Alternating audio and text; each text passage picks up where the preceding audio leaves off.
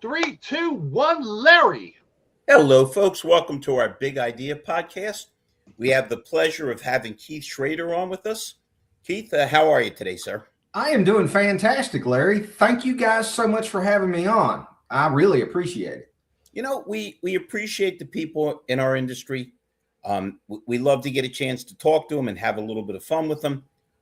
So for anybody that doesn't know what you do and how you do it, tell us, Keith.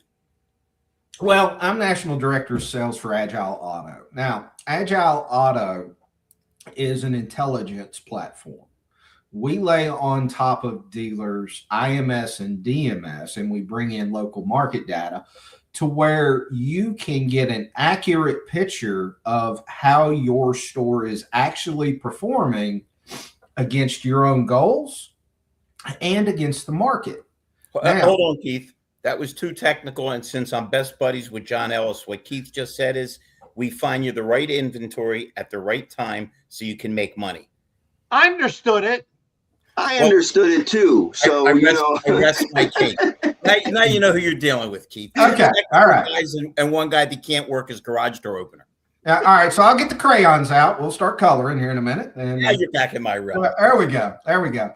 No, we're an operational platform first. So we're going to help dealers make decisions quickly, speed to retail. All right. We're going to show those dealers their goals. How do you eat an elephant, guys? One bite at a time. Exactly. So we break their month down by day and we show them this is what you have to do to win today. If you win today, guess what? And we win enough of the days this month, we win the month. So then we go and say, okay, your inventory isn't supporting what your goals are. Here is how we need to change it.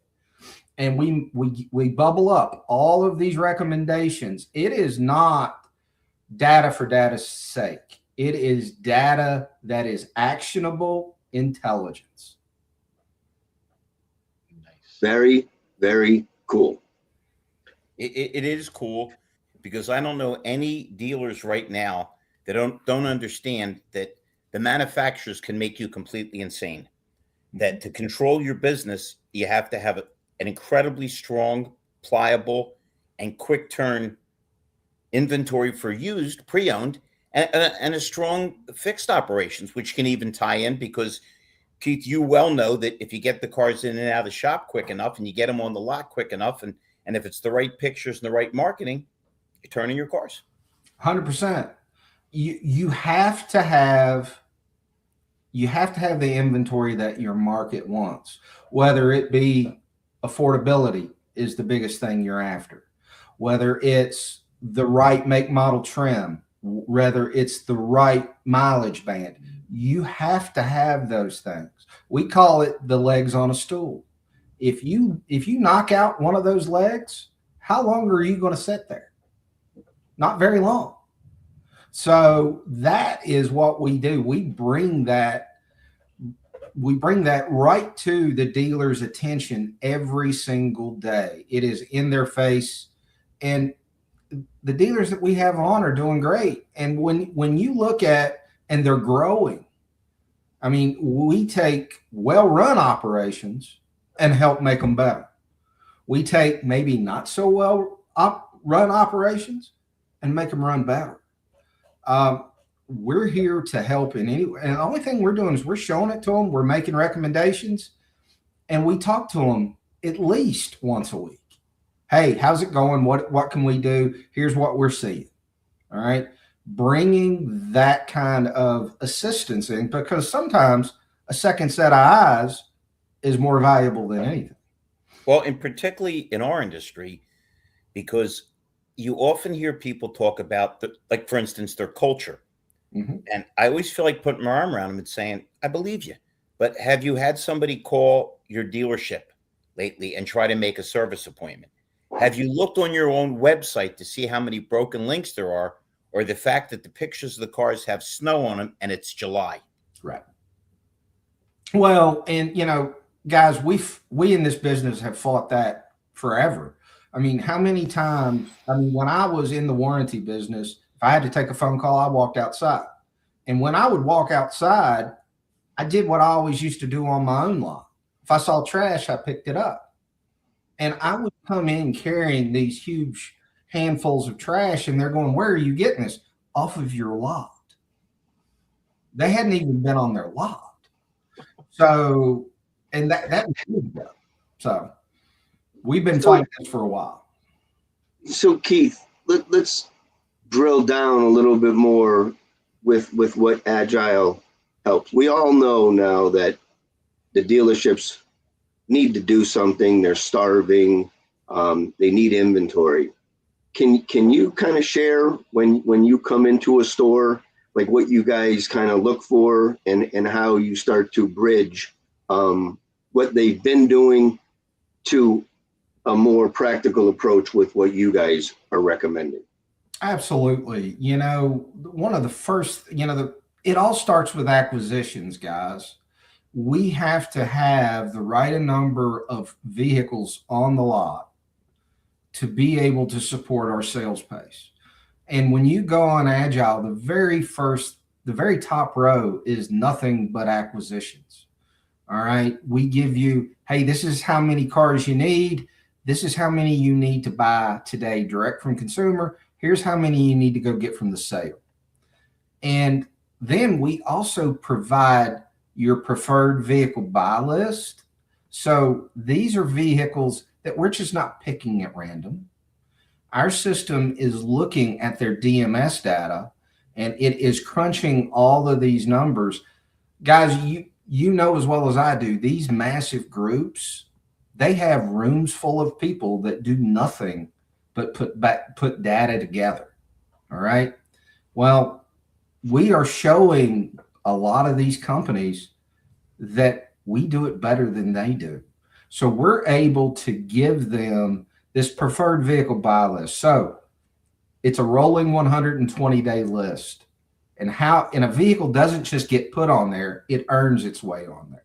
So it has to meet or exceed your gross targets, your turn targets. It has to have sold multiple times in that year range, make, model, and trim for it to get on that list. Those are your cherries on top. These are the things that I do really well with.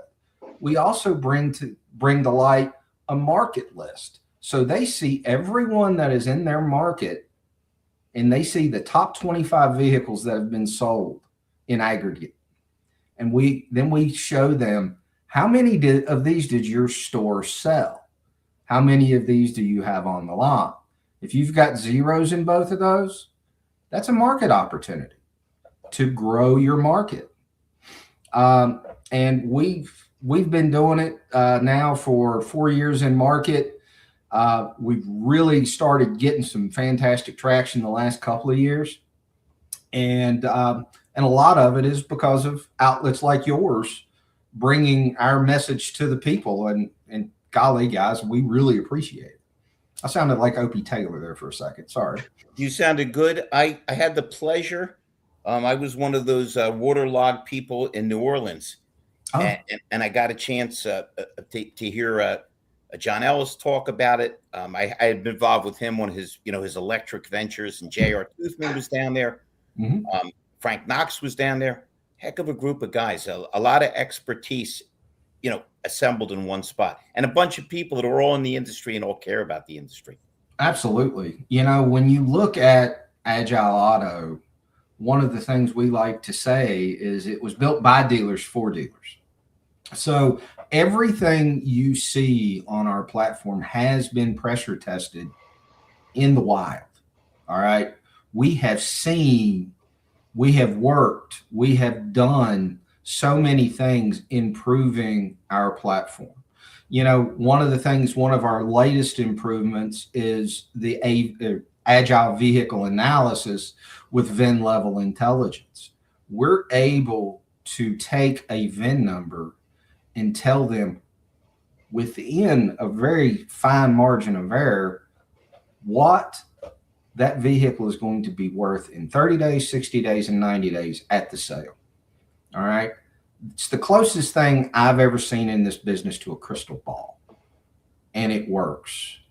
It's all based on MMR, and people can love MMR, people can hate MMR, but the thing of it is the industry standard. It is the yardstick everything is measured by.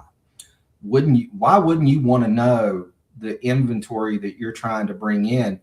Do I need to price this for velocity, or do I need to price it for gross?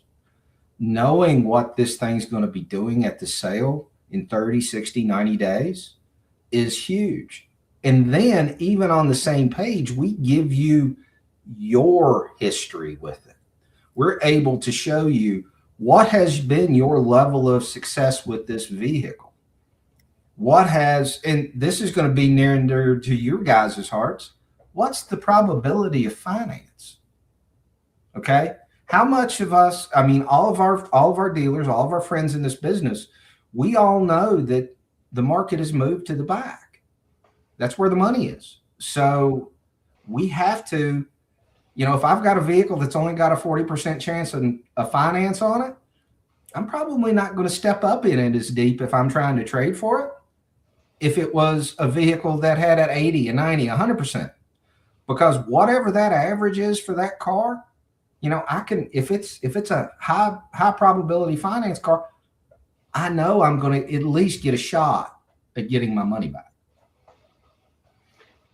The data today that you're capturing is so important. And what I'm learning, I was on a call earlier this morning with a guy from Local IQ, one of the marketing, and we were looking, and that right now in the greater Hartford market today, they can see 25,000 active shoppers. They can see that today. So now that you guys can see the used car market, that is a crystal ball.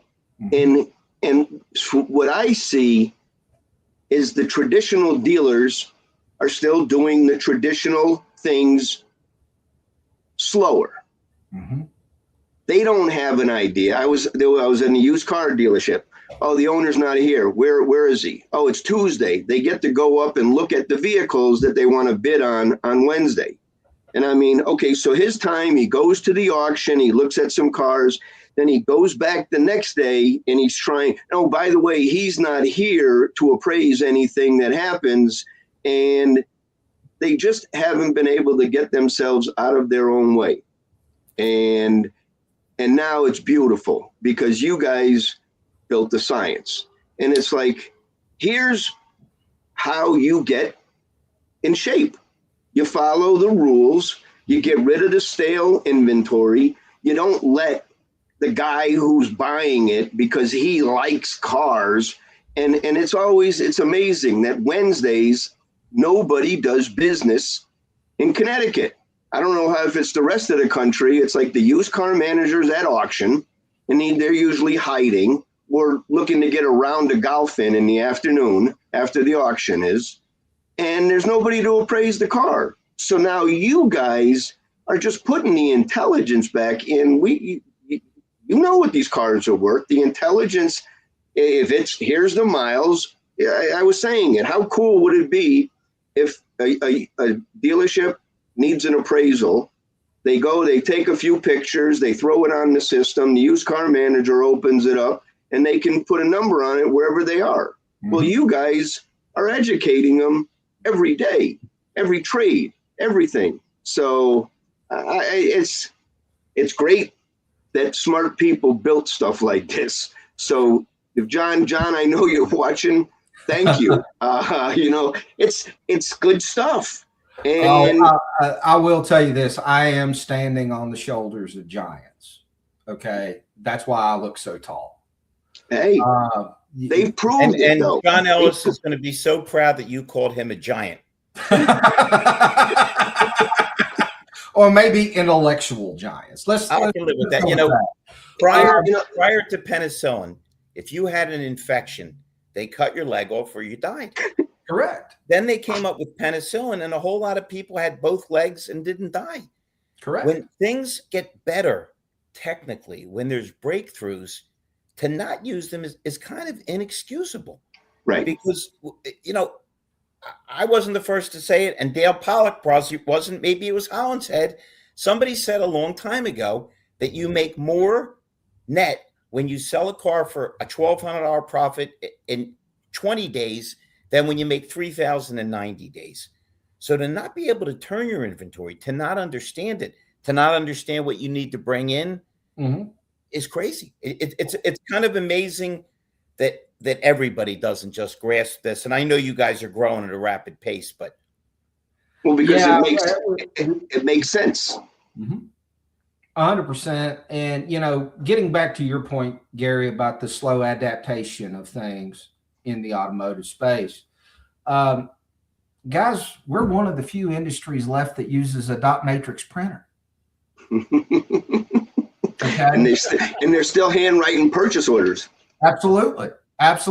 So, you know, change is the one constant.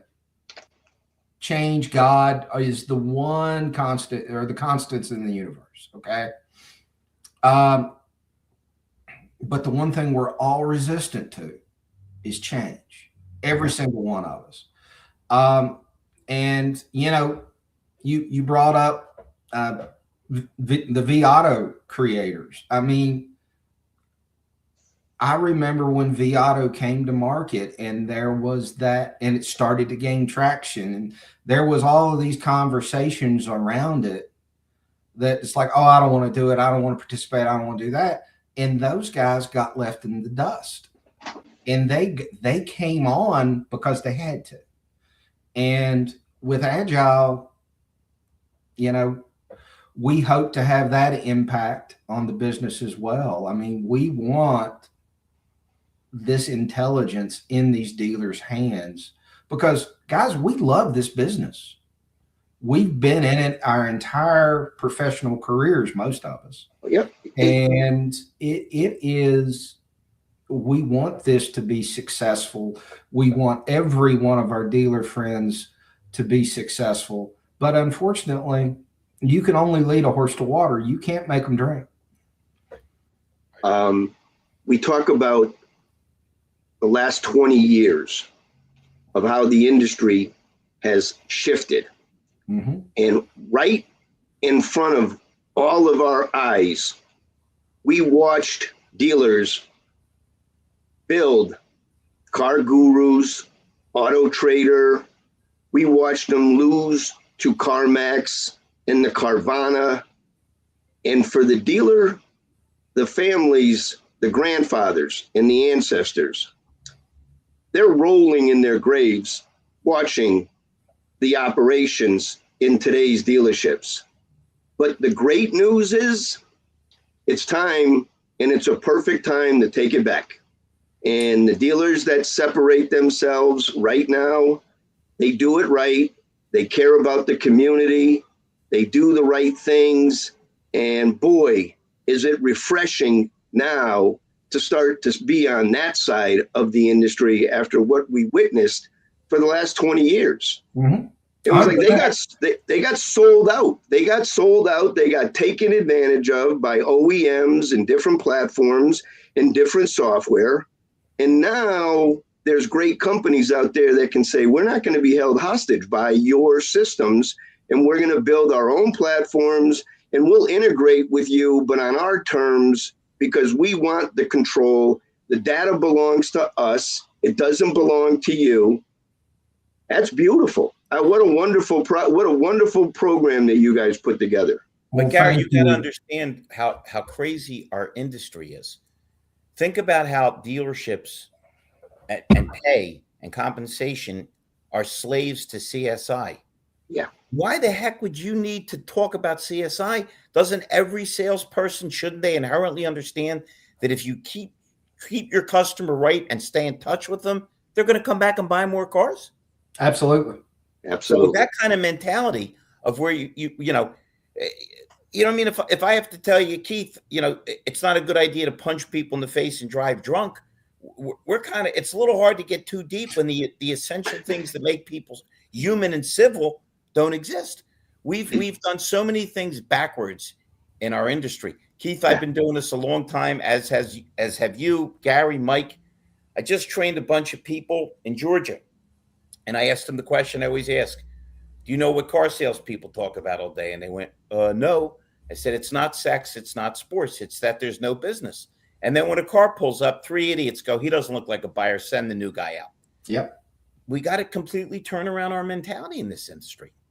100%. And a lot of it comes from accountability. All right. You know, you have to have an owner, a GM, a sales manager that is going to hold their people accountable to Number one. process. 100%. And support their people. 100%. When you make people feel unessential, they're never going to buy into your program. Never. You know, it's funny you brought up the car pulls on the lot. They don't look like a buyer. You know, I remember when that happened to me, I was the new guy and I went out and I clocked a real big deal. It's not because I was an excellent salesperson. I was a green pea. It was because I was smart enough to listen to my manager. And Lonnie, I'm talking to you if you're out there. Awesome. I was smart enough to do what he told me to do. Yep. Just listen. And just load listen. load my lips. Give me, 100%. and if it works, I'll do it again. And then if it works again, I'll continue to do it again. Yeah. Keith was smart and Lonnie was smart. But to this day, I don't know whether to laugh or cry when I'm in the dealership and I'm all over the place and I hear them say, what do they want? Well, maybe they're here to buy a car since we're a car dealership. No waitress would ever walk up to you after a 20-minute wait and say, what do you want, food? Well, you know, we were talking about OEMs a minute ago. And, you know, so I interface with dealers and general managers and sales managers all day, every day. And I'm hearing all kinds of, from domestics and imports, we're not getting new car inventory. My OEM is controlling my ability to be profitable. So where can I go to build my business? Well, you can start focusing on used cars. All right. And if you're one of those dealers, please reach out to me. I have a team that will jump in and we will help you with your used car department. That's what we're here to do. Because these OEMs holding us hostage, it just doesn't work. If you're a massive dealer, you get all the inventory. That's just how it works. And if I was an OEM, that's what I would do too. He sold 1,000 last year. I'm going to make sure he gets 1,000 this year. Keith, I completely disagree with you. All OEMs are helpful. I'll never forget when I said to my rep, I'm not selling enough cars. Well, you need to take more cars. Oh, I see now. Yeah. If we're not watching our own backs, we're in deep trouble. They tell you in an airport, in an airplane, that if the air masks drop and you're with your child, put it over your face, because if you can't help yourself, you can't help anybody else. That's why programs like yours make so much sense, because if fixed in terms of the used cars, a variable in terms of the used cars and fixed in terms of the back, we have the control over that. That is not the OEM. I mean, they can hang us up occasionally with part shortages, but if we have a viable service department, if we attack the retention, again, you'll laugh, Keith, because you're like everybody on the show today. Everybody's been there and done that. Man, I tell every one of them, when you're walking a guy back to service, which you should do every damn time you sell a car, it's like a 100%. Service advisor should always do a walk around. Your speech is short and quick. If I'm lucky enough to earn your business, these are the nice folks who are going to work on your car. And by the way, we're just as inexpensive as a tire change and oil change anywhere else, but you never void your warranty because we're a factory authorized dealer and we use factory parts. What would that do to retention? 100%. And, you know, guys, most service departments, their number one customer is what? The used car department. Used car department. All right. And they treat them poorly. Well, but if we feed that beast if we up our sales in pre-owned, we're going to get more throughput through the shop. And so all of this is interconnected. Yes. And, we want to sell new cars to where we can get good trades. We want good trades to where we can sell used cars. We want used cars because they need to be serviced. All of these things go together. And Agile brings that to the forefront. And obviously they can reach out to you with the number and the email that's scrolling at the bottom of the screen. Absolutely. And I'm going to tell these fine folks that are watching this the same thing I tell my customers. I really don't care if it's 10 o'clock at night. If I'm awake, I'm answering my phone. So call me, email me, text me, whatever. He's one of your guys, Lair. Say again? I said he's one of your guys because that's Larry. Yeah.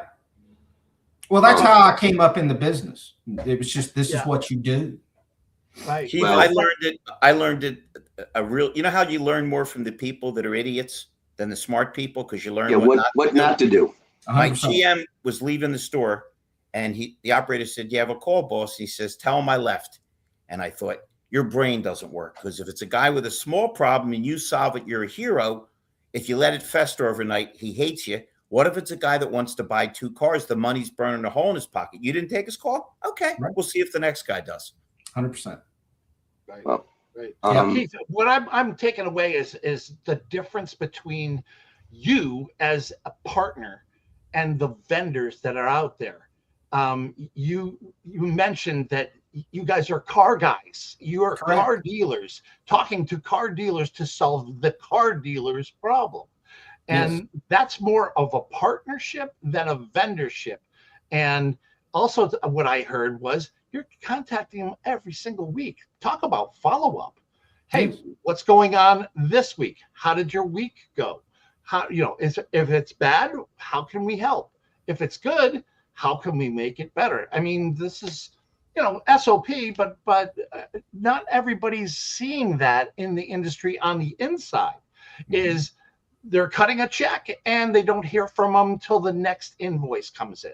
Which shows you how much the people don't want more checks. Because when you keep your customers happy, they buy from you. Hey, right. Keith, we tend to keep this short because we want to get more eyeballs on it. Mm-hmm. Again, this was kind of an easy show for us because we all know John Ellison, and we all know JR. Your reputation is impeccable. You're a gentleman and you've got experience. It's very easy for myself and Mr. Larkin and Mr. Silman to recommend you. Their work ethic is great. The results they get are remarkable.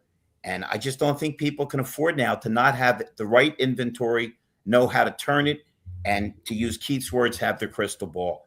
So unless Mr. Silman or Mr. Larkin have any thoughts, we can't thank you enough for being on this show. We will recommend I got one, we can. I'd like one final or one last thought. I've been looking forward to having you on here, Keith. So it's been great. It was a great afternoon. What you guys have built is stuff that just I naturally navigate towards. It's solving a problem. It aligns with everything that I've been talking about. So I look forward to learning more. And, for anyone watching in Connecticut or New England, if you want, us to come and visit, we can do that. If you want to set up times to schedule with Keith, as he just said, we were texting last night at like 10 o'clock. I was sending him stuff. So I look forward to it. You guys built a great platform. Looking forward to it warming up this weekend because it's still not warm in Connecticut, boy. I was out there 50 degrees again, trying to do some yard work. Yeah. But yeah, it's not getting warm fast. But excellent. Thank you. We'll be in touch, Keith. Michael, as usual. Larry, did you just close another deal? I did. Of course he did. Awesome. Keith, explain to me just before we hang up, because you seem like a really bright guy. How can 300 million Americans have an iPhone and nobody answers their phone? I don't know.